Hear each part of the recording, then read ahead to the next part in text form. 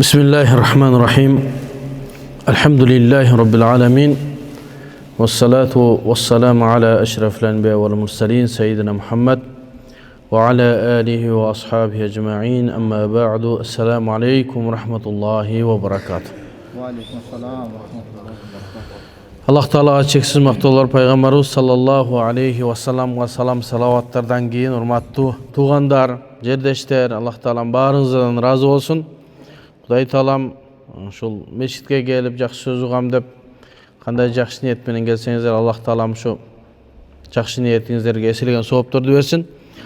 Biz şu Qazı Damlanın Nematullah Hacı'nın sunuşu menen şu Noken jergesine geldik. Ertemenen biraz sabak kıldık.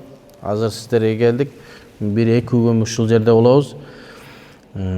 El aralap, elдин içindeki suroolor bolso, ошолорго жооп берүү максатында келип отурабыз. Allah Taalam elibizge, жерибизге тынчтык, аманчылык берсин. Азыр biraz sabak кылалы, sabaktan кийин эгер суроо жооп болсо, суроо кылабыз. Бизге bir 40 мүнөттөй убакыт болсо, сиздер менен бүгүн bir маселе жөнүндө токтолобуз, андан кийин суроо жоопко кайтабыз иншалла. Бүгүн иншалла сиздер менен Аллах Таала мага мүмкүнчүлүк бере турган болсо, bir маселе боюнча сүйлөшөйүн деп келдик. Бул ошол бүтүндөй ааламда көйгөй болуп аткан маселелердин bir маселе. Ал ошо дүйнөдөгү болуп аткан окуяларга биздин Кыргызстандагы илешип атат. Адамдардын арасында жүргөн, көйгөйлүү болгон bir маселе боюнча сүйлөшөйүн деп турабыз. Бул ахамияту al-iltizam bi mezhebin fiqhiyyin. Başkaça aytkanda bir fiqhta bir mazhabты кармануунун зарылчылыгы боюнча.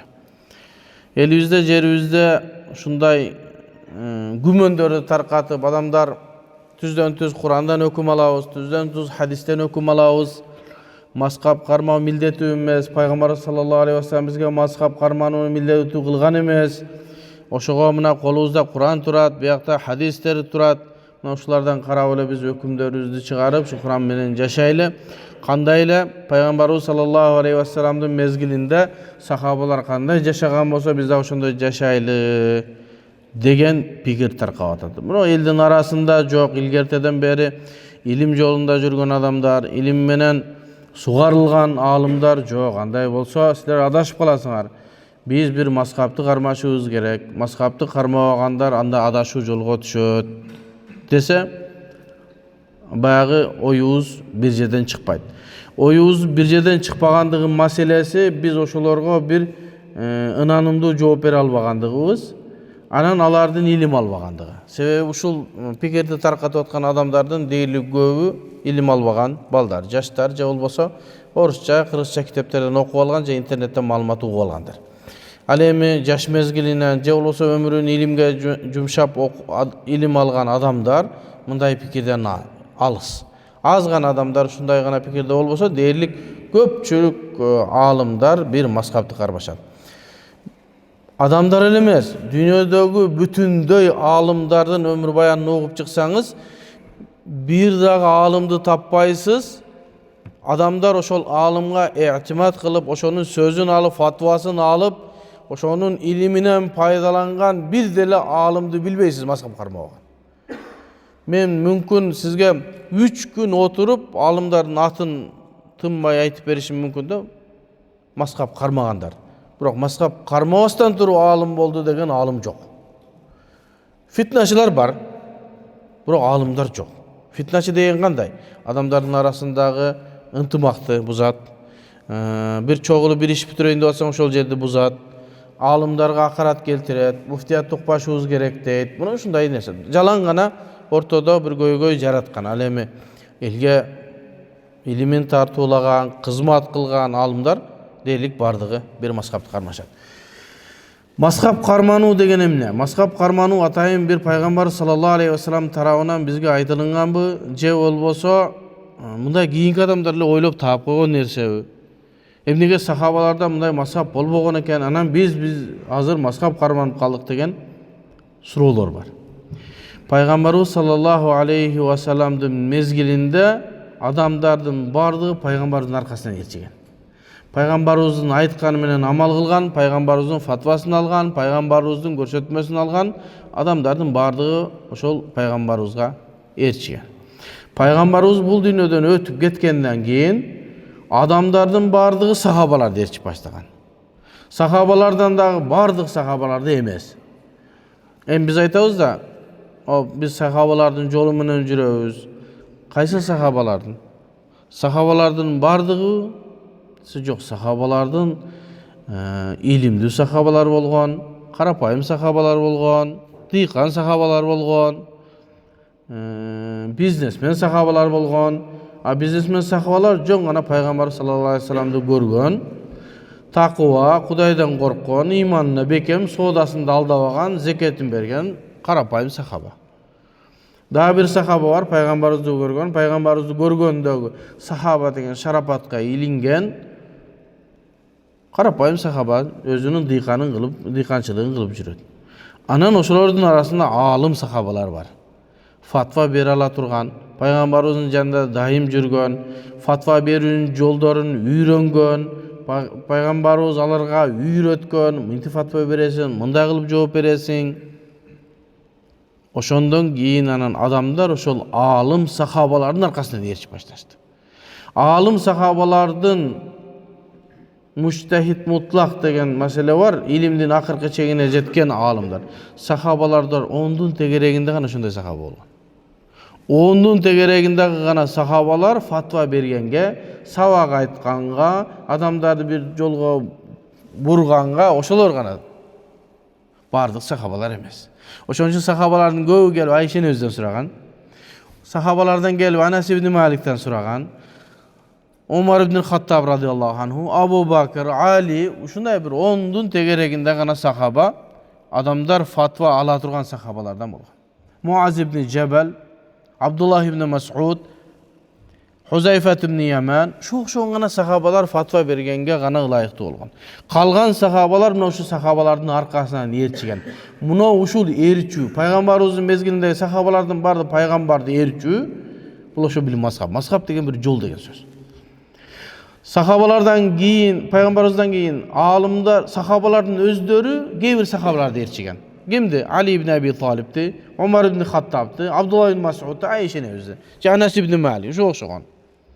Бир маселе болсо, барып Айшени өзгө сураган. Айшени өз пайгамбарыбыздан эмне хадистерди билесиң, ушундай маселе кандай болот? Же Абдулла ибн Мас'удга барып ушул маселени сураган. Ошолордун арасында эң аалым сахабалардын бирөөсү бу Абдулла ибн Мас'уд радиаллаху анху. Пайгамбарыбыз саллаллаху алейхи вассаламдын жанынан эч качан жылган эмес. 6-чы болуп иманга келген Абдулла ибн Мас'уд. 6-чы бол. Биринчи Хадичене өз иман келди, экинчи жаштардан Али ибн Аби Талиб, Абу Бакр, бу 6-чы бол Абдулла ибн Мас'уд радиаллаху анху исламга келген. Ошол исламга келгенден баштап пайгамбарыбыз бул дүйнөдөн өткөнгө чейин жанында болгон. Болгону гана биринчи хижрат жанагы Хабашага, Эфиопияга хижрат кылганда гана ошол жакка барып, кайра Мадинага келип кошулган. Пайгамбарыбыздын жанына эч качан жылган эмес.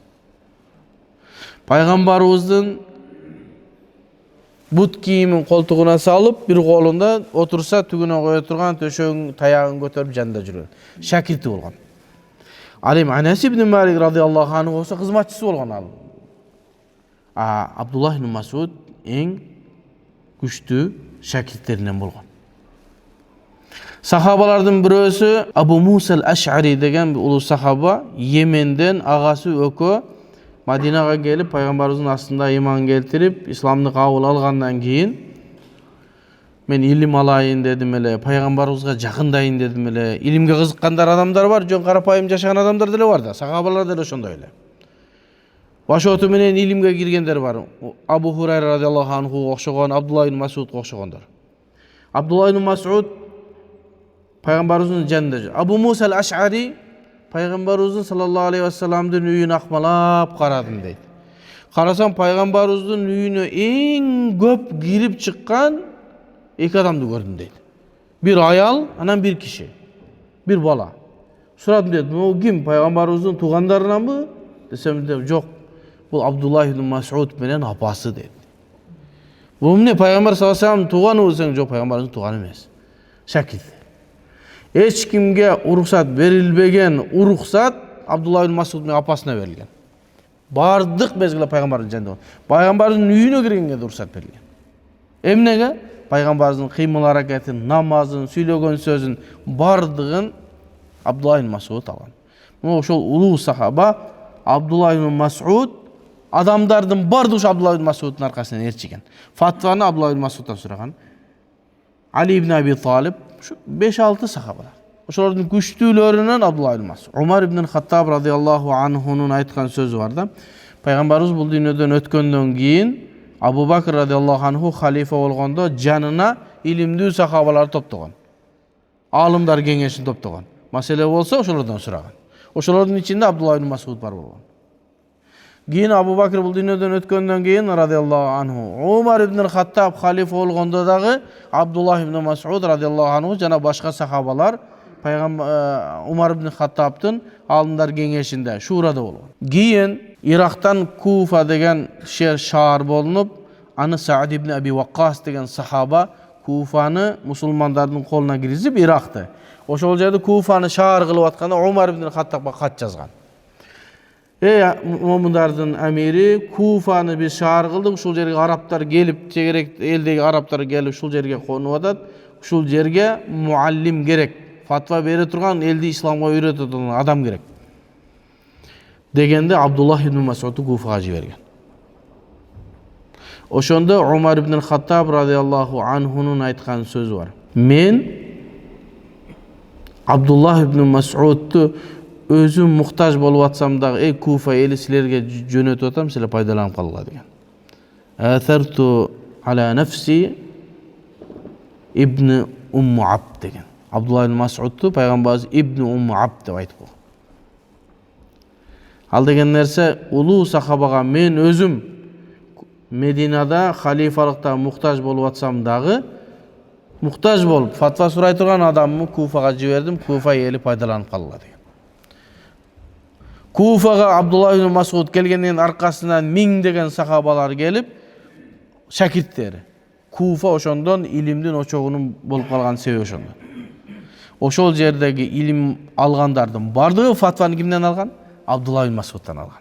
Birinci Peygamberimizden gördük. Peygamberimiz erişti. Andan keyin alım sahabalardı. Keyin Kufaga gelgenden Abdullah ibn Mas'ud. Şul maskap uşul. Abdullah ibn Mas'ud'un arkasından erçigen.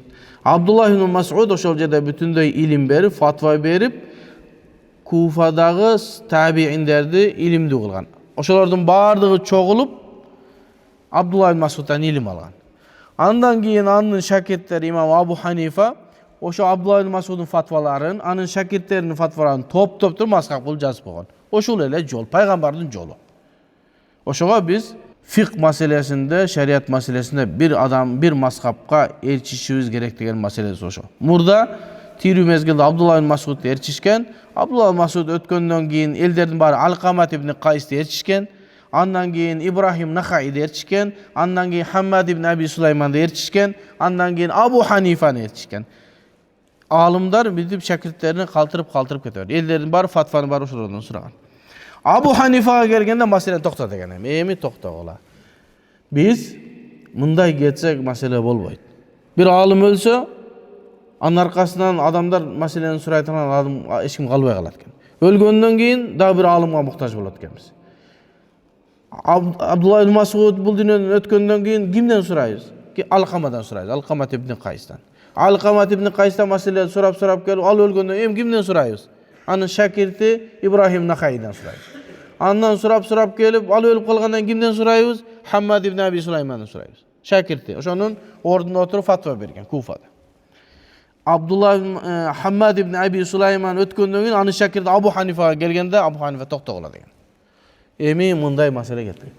Emi ilimdi biz erecege salaylı degen.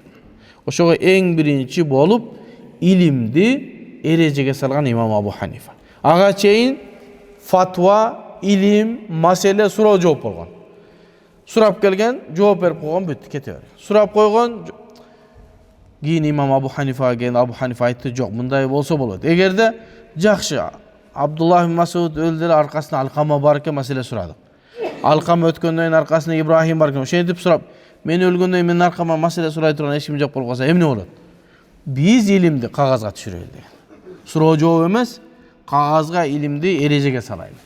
Кийин биз өтүп кетсек дагы адамдар ошол эреже менен жашай бере тургандай болсун деп мазхабтын негизделинип жазылуусу ошо Абу Ханифадан башталган.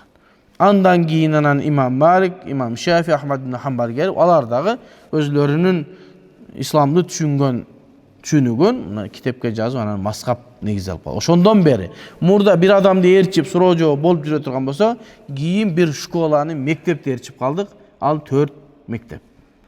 Анын башчысы биздин имамыбыз имам Абу Ханифа рахматуллах алейх. Эмне себептен мазхаб кармайбыз? Ахамияту илтизами би мазхабин фикхи. Бир мазхабты кармануубуз милдеттүү дегенди такмуну ахамияту илтизам би мазхаб фима яли. Качан бир мазхаб кармануунун зарылчылыгы эмнеден келип чыкты десе, биринчиси хуружу минал фауда фикхия. Адамдардын арасындагы фик маселелериндеги башаламандыктан чыгуу үчүн. Эгерде кайсы бир жерде бир мазхабты кармануу болбой турган болсо, ал жерде башаламандык болот. Фатва бирдиктүү болбойт. Ой бирдиктүү болбойт. Айт бирдиктүү болбойт. Bir күнү буну жамаат бир айтты окуйбуз, ону жамаат бир күнү айтты окуйбуз дейт. Бирөө фитр саканы мындай беребиз десе, экинчиси башкача беребиз дейт. Бирөөнүн мунуга талак түштү мына аялыңа десе, экинчиси талак түшкөн жок дейт. Адамдардын арасында фик өкүмдөрүндө, шарият өкүмдөрүндө фауда башталат. Башаламандык, хаос башталат деген. Ошондон чыгыш үчүн бир мектепке топтолуунун милдеттүүлүгү келип чыккан. Эгер биз Ханафи мазхабын кармасак, биздин Орто Азияда Ханафи мазхабы эң кеңири таркаган мазхаб. Бир эле Орто Азияда эмес, дүйнөдө эң алдыңкы сапта турган мазхаб бул Ханафи мазхабы. Дүйнөнүн 4төн 3-ü Ханафи мазхабда. Калганы башка мазхабда. Бүтүндөй Индия, Пакистан Ханафи мазхабында, Туркия Ханафи мазхабында, Европа Ханафи мазхабында, Америка Ханафи мазхабында, мусулмандары. Кытайда мусулмандар Ханафи мазхабда, Орто Азия Ханафи мазхабда. Дагы каяк калды? Египет Ханафи бар, Шафилер бар. Көптөгөн Пакистан өзү канча. Афганистан, Тажикстан, Түркменстан бардыгы Ханафи мазхабда. Ошого биздин Орто Азияда белгилүү болгон Ханафи мазхабын кармануу биринчиси хуруж мин фаудал фикхия. Фиктагы башаламандыктан тыюу. Мисалы, кээ биркилер айтат да, мен каалаган хадисти окуп, каалаган нерсени алып амал кыла берем, бир мазхабты карманбайм деген адамдар, алар ушундай адамдар Кыргызстанда туруп, Россиянын дагы, Казакстандын дагы, Түркмөнстандын дагы, Өзбекстандын дагы закондорун алып келип жашай берем деген сөз. Сиз кетип атсаңыз, бирөө кармайт. Эмне? Даватчымын десең. Ан даватчы бизге тыюу салынган. Милиция айтат да. Кандай? Кыргызстанда даватка тыюу салынган эмес, Казакстанда тыюу салынган дейт. Светофордон өтүп кеттиңиз. Бул светофордон өтүп кеттиңиз, сага 20 миң, 25 миң сом штраф десе, жок, мен 5 миң эле төлөйм. Неге десе, Россияда 5 миң сом штраф. Демек, башаламандык жагат. Бир жерде бир пикир келе албайбыз. Имамга чыгып атканда бирөө кол көтөрүп окуйт десе, экинчиси кол көтөрбөй окуйбуз дейт. Бирөө кооматты эки-экиден кылып айтабыз десе, бирөө айтат, жок, жеке-жеке айтабыз дейт. Азыр неме сопудамыл адашып кеттиби, же ошондой айттыбы, хайя ала сала, хайя ала фалах деди. Эмесе хайя ала сала, хайя ала сала, хайя ала фалах, хайя ала фалах деш керек. Азан кандай боло турган болсо, коомат ошондой болот. А башка бир жамааттары бар. Азаны менен кооматы башкача. Азанды биздей болор айтат, кооматка келгенде Ашаду ан ла илаха иллаллах, ашаду анна Мухаммад расулуллах, хайя ала сала, хайя ала фалах. Katkamasa katkamasa Allahu ekber Allahu la ilahe illallah. Boldu. Ya bunday aytılmadı dese şunday aytıladi. Demek adamların arasında emne payda bolot? Talaş, tartış, düşmandık, göralbasçılık, anan fauda, başalamandık başlanadi. Bul jеңил maseleler. Egerde birөө günөө kılıp koysaçı, biröөнүн kızı biröөгө тийип кетсечи, biröөнүн talagын берсечи, ana kırılışıp jatıp kalabız. Buga talak düştüse başkası talak düşkөн jok deydi. Ошондой да мисалы үчүн 3 талакты bir lafz менен 3 талакта айтылса, Ханафи мазхабта жана 4 мазхабтын бардыгында 3 талак түшөт. Азыр 1 талак түшөт деп атат. Буну аласың, буну аласың. Буну алсаң аялың башка бирөөгө тийип чыгыш керек болот. Албайын десең, бунун пикирин наркы зина кылып аткан болот. Себеби сен 3 талак бергенсиң, дагы деле жашап атасың, сен никең жок дейт. Ошондуктан мазхаб кармануунун зарылчылыгы элдин арасындагы башаламандыкты тартипке салуу негизги. Школа пайгамбарыбыз саллаллаху алейхи вассаламдын жанагы Абдуллах ибн Мас'уд алып келген пайгамбарыбыздын дини Абу Ханифага жетип, ал эрежеге салынып, антип китеп болуп жазылынып, бизге шек күмөнсүз жетип келген. Экинчи мазхаб кармануунун зарылчылыгы адамут талаубу би ахкамид дин. Динди оюнчук кылбаш үчүн.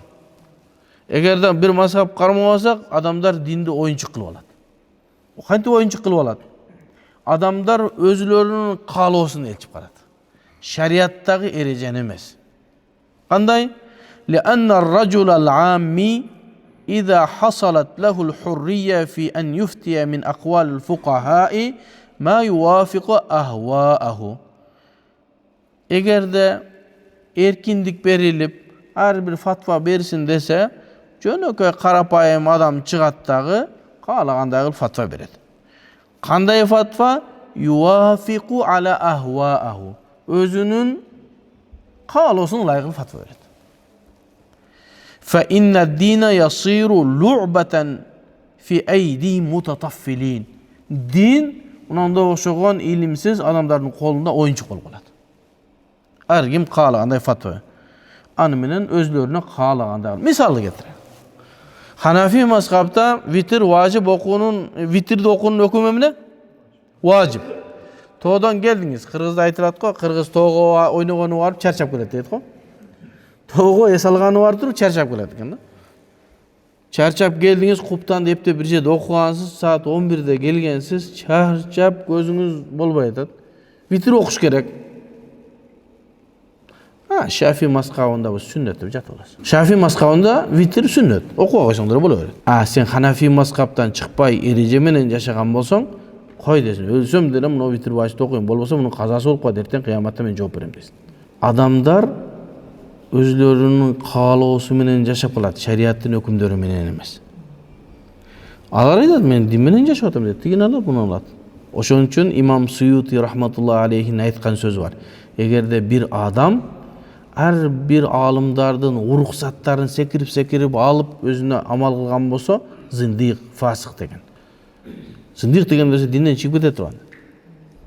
Ошон үчүн имам Каусари рахматуллахи алейхи Осман империясынын акыркы шейхил исламдарынан, Осман империясы, Мухаммад Захид Каусаридин атайын бир макаласы бар. Алла мазхабия кантаратун алла диния деген. Мазхабсыздык динсиздикке алып бара турган көпүрө деген. Мазхаб кармабасаң, барып динден чыгасың. Динден чыкпасаң дагы дин сага оюнчук болот, ошо оюнчук кылганың уже динден чыкканың. Дин сага оюнчук болуп өзүңдүн каалооңду эрчи амал кылып калсаң, анда ал динден чыкканың болот. Ошон үчүн эң биринчи бул эмне адамдардын арасындагы башаламандыктан чыгуу үчүн мазхаб кармоо милдеттүү болсо, экинчиси дин адамдардын колунда, душмандардын, илимсиздердин колунда оюнчук болуп калбаш үчүн бир эрежеге кирип мазхаб менен кармаш. Ошондон анан мунун кулагы кесилет, болбосо кесилет, бул намаз окуй турган болсо окуйт, бул важип болсо важип, бул сүннөт болсо сүннөт, бирдей болуп фатва бирдей болот. Үчүнчүсү суубату ва усу истинбатул ахкам минал Кур'ан ва сунна лил мутааххирин. Муну адамдар моюндагысы келбей атат. Суубату ва усру istinbatul ahkam minal Kur'an ve sünnet. Kur'andan, sünnetten hükümdörді çıkarу or, жеңіл емес, қиын.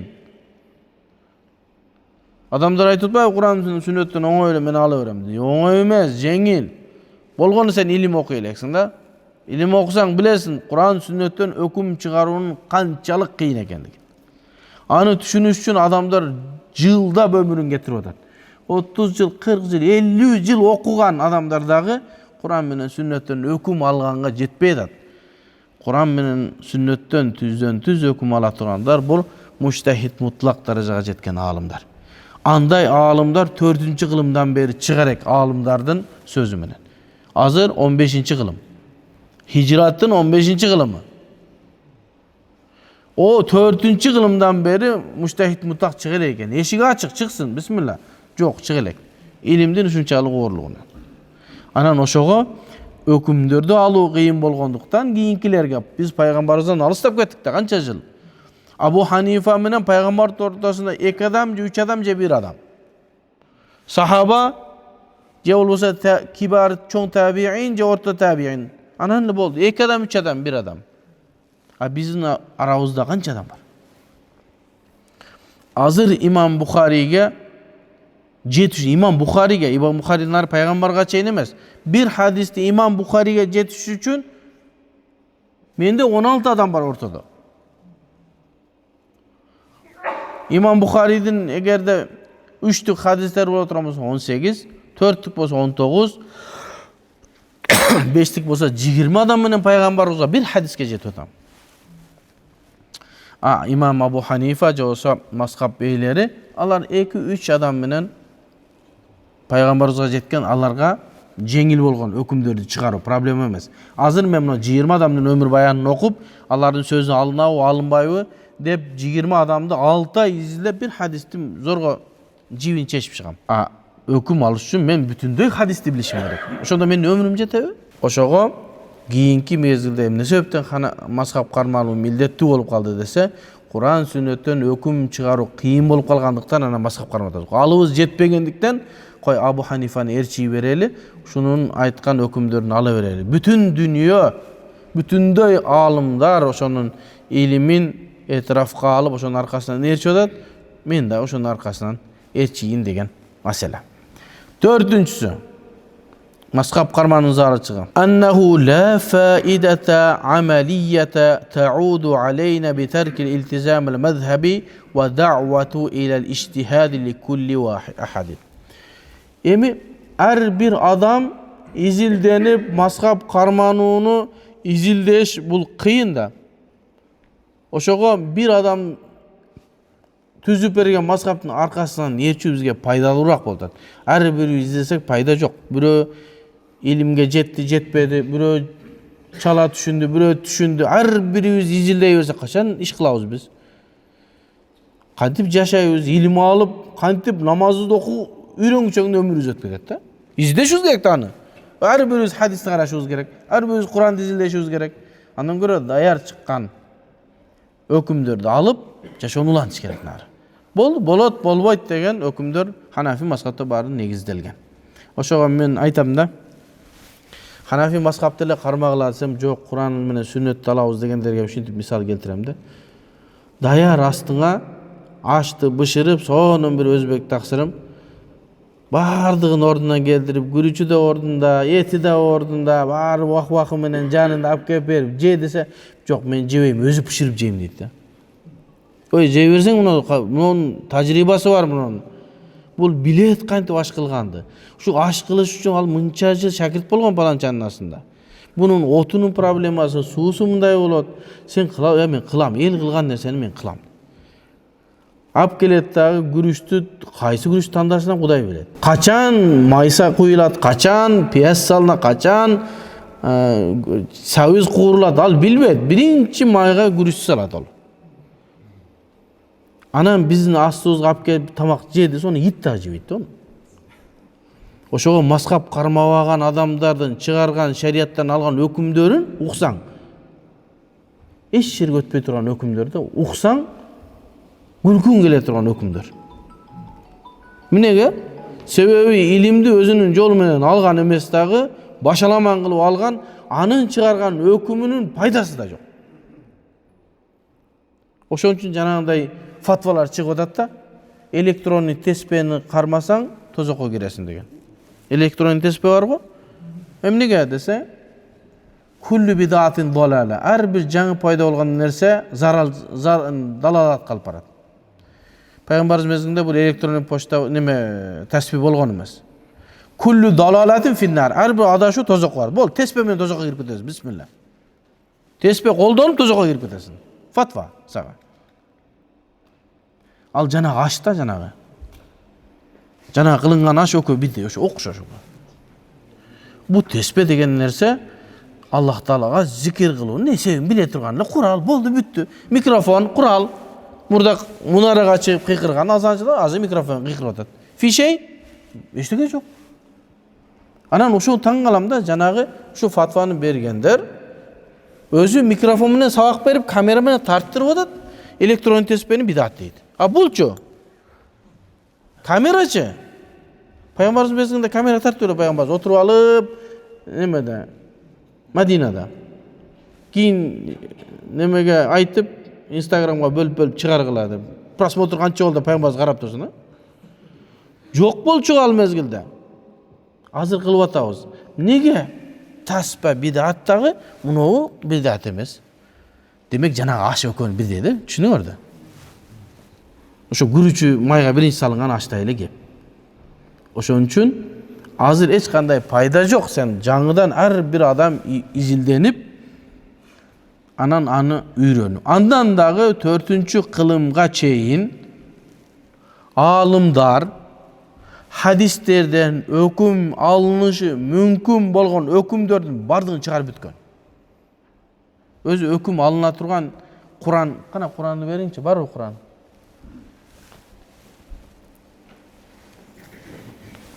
Мына Курана бардыгыбыз окуган Куран.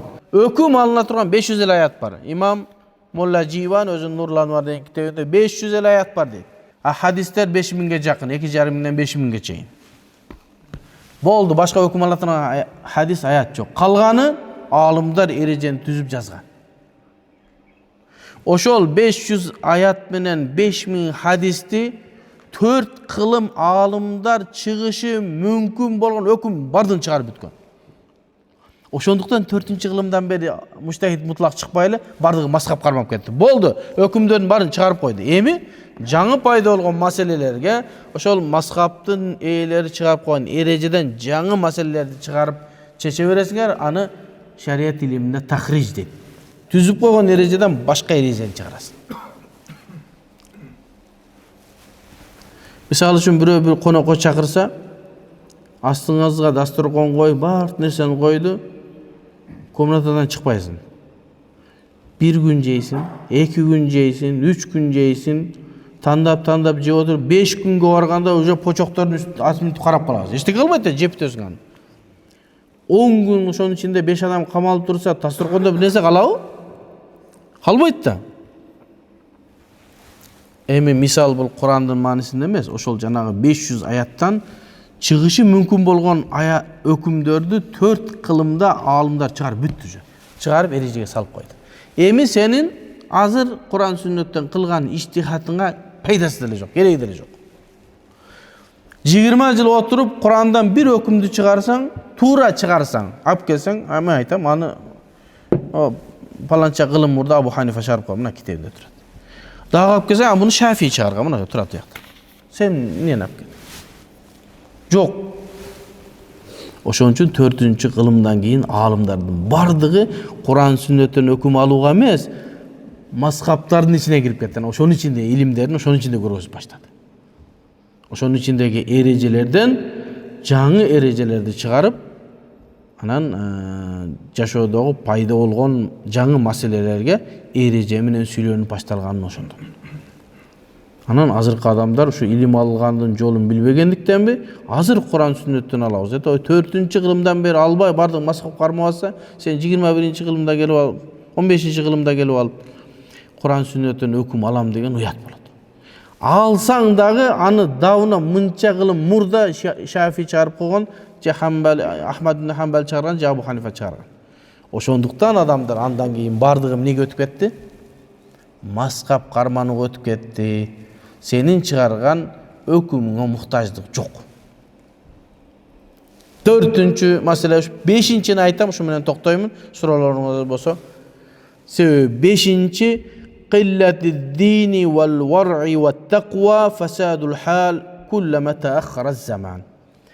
Zaman пайгамбарыбыздан алыстаган сайын динибиз алсыз болуп башталды, такыбалыбыз начарлап, бузук болуп кетти. Бирөөдөн ишенип 1000 сом бере албай калдың, динин кантип аласың онда? Бирөөдөн фатваң алгандан коркуп калдың азыр. Ошолордун колуна Куранды берип бизге өкүм чыгар дейсиң, андан көрө жакшы кылымда жашаган Абу Ханифаны, Имам Шафи, Маликтерди ээрчегени жакшыраак. Азыр бузукулук көбөйүп пайгамбарыбыздан алыстап кеткен. Себеби бул табигый нерсе. Пайгамбарыбыздан алыстаган сайын илимсиздик анан бузукулук көбөйөт. Ошого пайгамбарыбыз саллаллаху алейхи ва саллям өзүнүн хадисинде эмне деди? Хайрул куруни карни. Замандардын, кылымдардын эң жакшысы менин заманым деди. Себеби пайгамбарыбыздын мезгилинде аят түшүп атат, сахабалар таква, сонун заман. Суммаллазина ялунахум суммаллазина ялунахум. Алымдар айтат, анан кийин табииндер, анан табииндер. Ушул 3 доорго пайгамбарыбыз күбөлүк берди. Ушул жакшы карын, жакшы кылымды. Абу Ханифа ошонун 2-чи кылымында. Табиин. 150-жыл бул хижраттан өлгөн. Акыркы сахаба 120 өлгөн. Ошон үчүн пайгамбар имам Абу Ханифа бир канча сахабаларды көргөн, алардын арасында Анас ибн Маликти көргөн. Башкача айтканда пайгамбарыбыз күбөлүк берилген кылымда эрежеге түшкөн маскап. Анан кийин сумма яти каумун яшхадуна ва ла юсташхадун. Андан кийин ушундай коом келет, бузулуп бүтөт дейт. Адамдардан күбөлүк талап кылынбай атканда күбөгө өтүп баштайт дейт. Мен onu gördüm, тигиндей кылды. Bunu gördüm, бул мындай кылды деп. Күбөлүк качан кылынат? Сени сотко чакырып, сен күбөлүк катары чакылып айт дегенде ошондо айтасың. Калгандарын Аллахка тапшырасың. Пайгамбарыбыз эмне деди? Яшхадуна ва ла юсташхадун. Күбөлүк берип башташат, андан бирөө чакырып күбөлүк албайт, өзүнө күбөлүк берип баштайт. Жаман күбөлүктөрдө. Ва yazharu fihim as-siman. Анан семиздер көбөйүп кетет дедин акыркы барып. Эмне кылат? Гам жок. Жейт, ичет. Хаммухум бутунухум кыблатухум заужатухум дегендей, эң негизги максаты курсагы, кыбласы, катындары болду, бүттү маселе. Ушундай мезгилде бирөөнүн иштихатынан, Курандан алып берген өкүмдөрүнө эрчийбиз. Кой, андан көрө пайгамбарыбыз күбөлүк берген эң жакшы доордо жазылган Ханафи мазхабты кармай берсек, эки дүйнөнүн бактылуулугуна жетебиз. Ва саллаллаху таала хайра халқи Мухаммад ва аля алихи ва асхабихи ажмаин. Аллаху разы болсун.